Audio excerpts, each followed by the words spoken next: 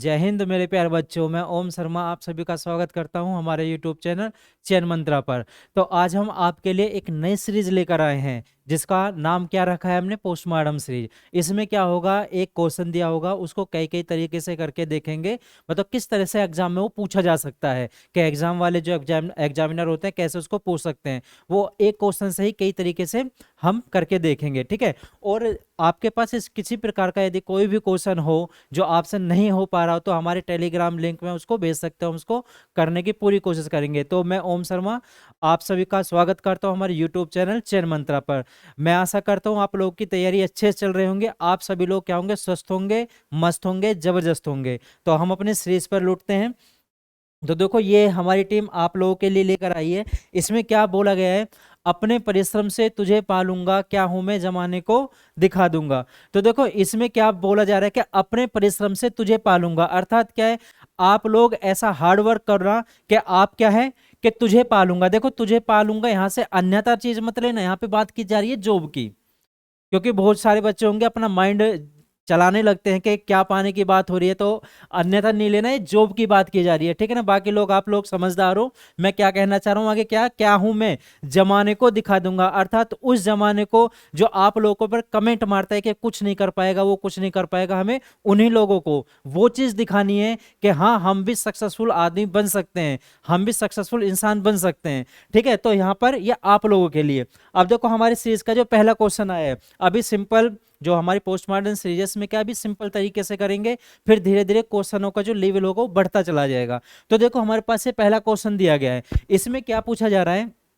हमें, इसमें 12 दिया गया है, ये रूट के अंदर है, फिर 12 दिया गया है वो भी रूट के अंदर, फिर 12 दिया गया है वो भी रूट के अंदर है, और ये कहां तक जा रहा है, ये इनफाइनाइट तक जा रहा है, हमें नहीं पता कहां तक जा रहा है, ठीक है। अब देखो इसमें यदि आप इसको करना चाहो तो इसको ऐसे कर सकते हो, इक्वल टू हमने x मान लिया 12 प्लस रूट के अंदर 12 plus root 12 plus dot dot dot dot, ये x तक जा रहा है हमने माना।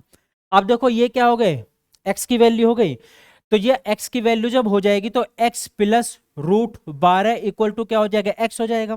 अब ये क्या होगा, द्विघात समीकरण बन जाएगी। लेकिन यदि आप इस तरीके से करोगे तो काफी लंबा हो जाएगा, हमें ऐसा बिल्कुल नहीं करना, हमें अपना टाइम बचाना है, हमें नहीं करना ऐसे, क्योंकि यहाँ पे द्विघात समीकरण बन जाएगी। हमें बिल्कुल सिंपल तरीका करना है, ये जो अंदर 12 दिया गया है हमें केवल इसी को पकड़ना है, ठीक है। इस बारे को दो लेवलों में तोड़ना है, तो ऐसे तोड़ना है इसको कि उनमें से एक कोई ना कोई प्राइम नंबर हो जाए आपका, ठीक है, या ओड नंबर हो जाए, कोई सा भी एक हो जाए। तो देखो कैसे टूट रहे हैं, 3 चौक 12, ये तो टूट रहा है।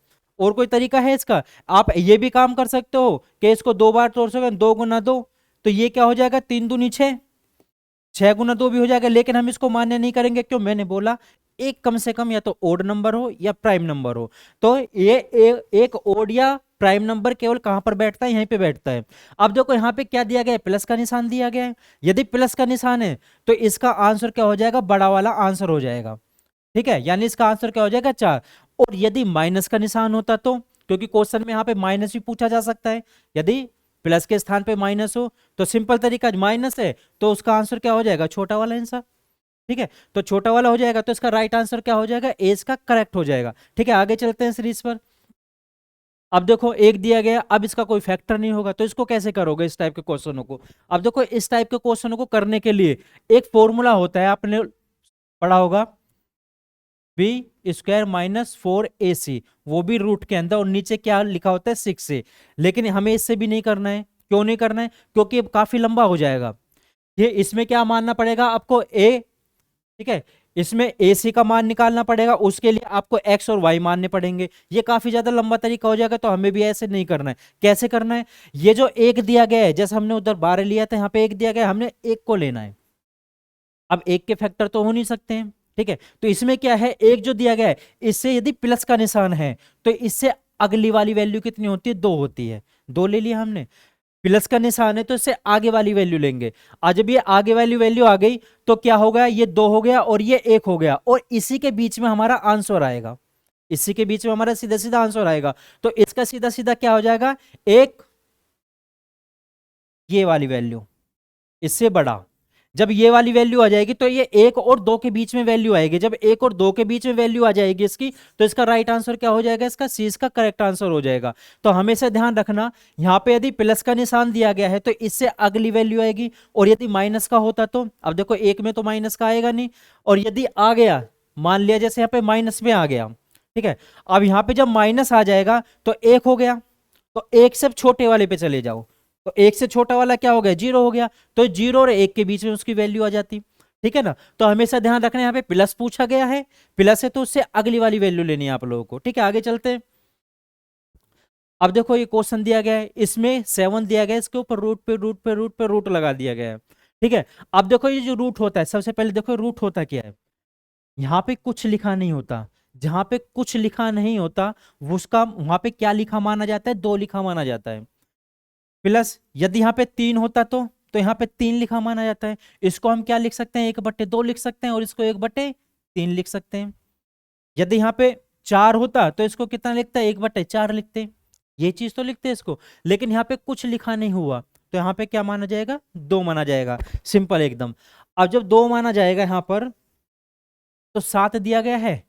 अब 7 की पावर देखो कितनी, 1 2 3 4 5 6, 2 बार 6 दिया गया है, यानी 2 दूनी 4 दूनी 8 दूनी 16 दूनी 16 दूनी 32 दूनी 64, देखो 6 हो गए पूरे, 6 हो गए पूरे पूरे।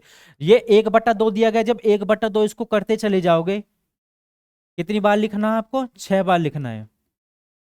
जब आपने इसको 6 बार लिखा तो ये नीचे क्या बन रहा है, ये नीचे 64 बन रहा है। ठीक है, तो सिंपल तरीका करना है, इसको मल्टीप्लाई मत करना, यहीं पे मल्टीप्लाई कर लेना कि 2 2 दूनी 4 दूनी 8 दूनी 16 दूनी 32 दूनी 64, तो यानी 7 बटे में, अब देखो आपका क्या आया, 64 आया। अब ये 64 से एक कम कर देना है आपको, कितना आ गया, 63 बटे, और कितना आया था हमारा, 64, ये हमारा आंसर हो जाएगा। हमेशा ध्यान रखना, जब भी दिया होता है ये रूट, तो उसमें क्या करना है, 2 दूनी 4 दूनी 8 दूनी 16 दूनी 32 दूनी 64, 64 का एक कम 63 और बटे में आ गया 64, ये हमारा क्या हो जाएगा, आंसर हो जाएगा। ये इस तरीके से होगा। ठीक है, आगे चलते हैं। अब देखो ये क्वेश्चन दिया गया, अब देखो इसमें 3 दिया गया है, मैंने आपके सामने 1 लाया, 12 लाया, 12 के फैक्टर हो सकते थे, एक के फैक्टर नहीं हो सकते थे, अब 3 का भी फैक्टर नहीं होगा। अब 3 को कैसे करना है, अब देखो यहाँ पे क्या है, प्लस का निशान दिया गया है आपके सामने, तो 3 प्लस का निशान दिया गया, तो आगे वाली संख्या कितना आ गया, 4, और यानी इन दोनों के बीच में ही इसका मान आएगा।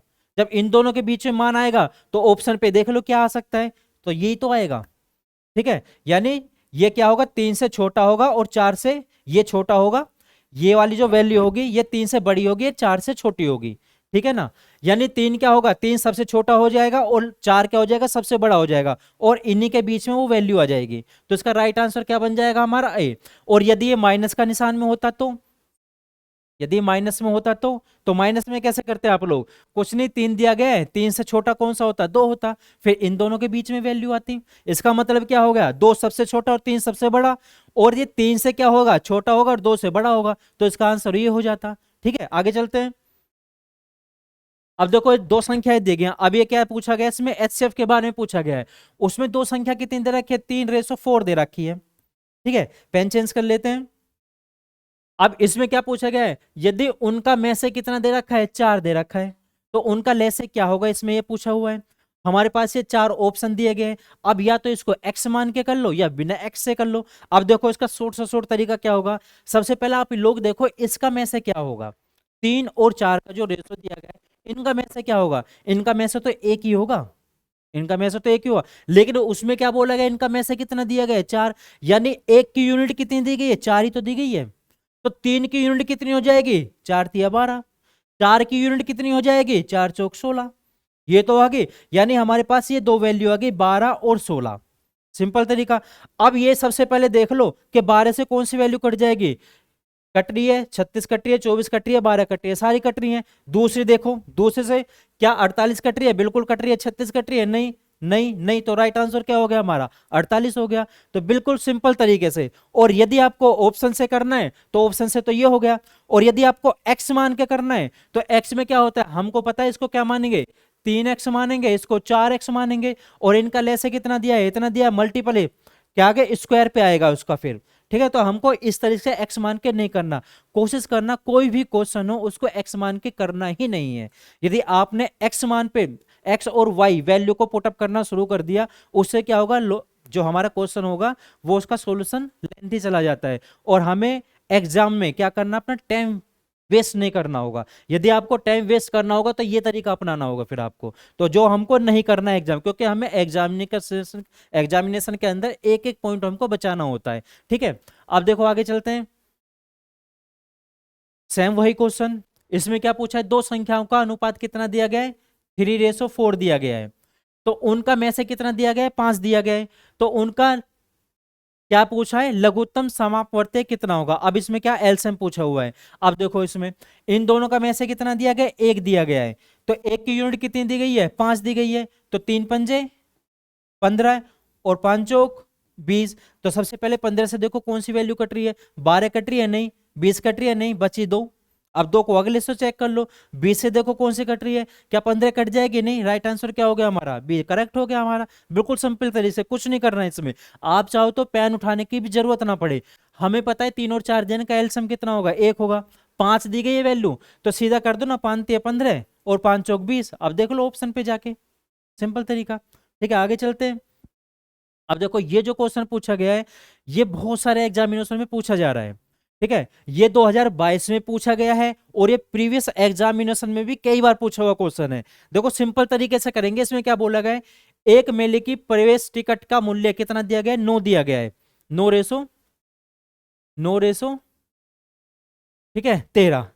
ठीक है, फिर क्या बोला गया है कि उसमें क्या करें, मूल्य में 9:13 की वृद्धि करने पर मेले में आने वाले लोगों की संख्या में 7:4 का क्या हो गया, कमी हो गई। यानी 7:4 में क्या हो गई, कमी हो गई। आगे पूछा है कुल संकलन में किस अनुपात में वृद्धि या कमी हुई। अब देखो बिल्कुल सिंपल तरीके से क्वेश्चन देखो, बोला गया है मेले में प्रवेश टिकट पहले कितने का था, 9 था। अब उसमें क्या कर दी गई, वृद्धि कर दी गई। तो वृद्धि कर दी गई तो अब कितने का हो गया, वो 13 का हो गया। उसके बाद क्या बोला गया, तो उसमें जो आने वाले लोग थे पहले कितने थे, 7 थे, तो उसमें कमी हो गई, फिर कितने हो गए, 4 हो गई। बात सिंपल तरीका। अब खुद सोचो कि 9 व्यक्ति थे, सॉरी 9 रुपए का टिकट था, बाद में 13 का कर दिया। अब ये जो 9 रुपए का टिकट है, एक व्यक्ति का 9 रुपए का टिकट है, ये क्या हो गए, टिकट हो गए, और ये क्या हो गए, ये व्यक्ति हो गए। एक व्यक्ति को 9 रुपए का टिकट मिल रहा है, तो 7 को कितने का मिलेगा, 7 को कितने का मिलेगा, सिंपल सी बात है, 9 7 63। भाई एक व्यक्ति को टिकट 9 रुपए का मिल रहा है, तो 7 व्यक्तियों को कितना मिल जाएगा, 9 7 63, 63 रुपए का मिला। ठीक है, तो क्या हो गया, अब क्या हो गया, टिकट में वृद्धि कर दी गई, तो जाहिर सी बात है लोग तो अपना भी कम हो जाएंगे। जब लोग कम हो गए, अब कितना आने लगे, 4। लेकिन टिकट का मूल्य कितना कर दिया, 13 कर दिया। अब टिकट का मूल्य 13 रुपए है, तो एक टिकट का मूल्य 13 रुपए, तो 4 का कितना हो जाएगा, 4 का कितना हो जाएगा, देखो 13 चौका 52। सिंपल तरीका। अब देखो भाई जाहिर सी बात है, आप मेले में जाओगे, आप भी कभी घूमने के लिए मेले में गए होगे, यदि टिकट का मूल्य ज्यादा होता है तो आप लोग क्या काम करते हो, उसी टिकट के पैसे से आसपास घूम लेते हो, अपना चाट पकौड़ा खा के अपने घर आ जाते हो, ये काम तो करते हो। अगर टिकट सस्ता होता है तो अंदर जाते हो, वहां पे चाट पकौड़े खाते हो। तो इसमें क्या था, मेले में पहले 9 रुपए का टिकट था। अब 9 रुपए के टिकट में कितने व्यक्ति आ रहे थे, 7 व्यक्ति आ रहे थे, तो एक टिकट का मूल्य 9 था, तो 7 का कितना हो गया, 9 7 63, यानी उसको 63 रुपए काउंट हुए, यानी उसको 63 रुपए मिले। लेकिन उसने क्या किया, उसके मन में आ गया लालच, टिकट वाले के मन में लालच आएगा, उसने 9 के स्थान पे कितना कर दिया, 13 कर दिया। जब 9 के स्थान पे 13 कर दिया, अब पब्लिक क्या मेले में थोड़ी जाएगी, आसपास घूम के चली जाएगी, जिसके पास पैसे होंगे मेले के अंदर जाएंगे। तो क्या हुआ, अब केवल 4 व्यक्ति आए, एक व्यक्ति को 13 रुपए का टिकट मिला, तो 4 को कितने का मिल जाएगा, 13 चौका 52। कुछ नहीं करना था इसका, यही हमारा आंसर। तो इसका राइट आंसर क्या होगा, सी इसका करेक्ट आंसर हो जाएगा। तो बिल्कुल सिंपल तरीके से, यदि आप लोगों को समझ में नहीं आया तो कमेंट सेक्शन में जाके जरूर बताना। तो हमारे क्वेश्चन यहीं तक थे। आप लोगों को हमारी क्लास कैसे लगी जरूर बताना, लाइक और सब्सक्राइब करना बिल्कुल मत भूलना। Thank you.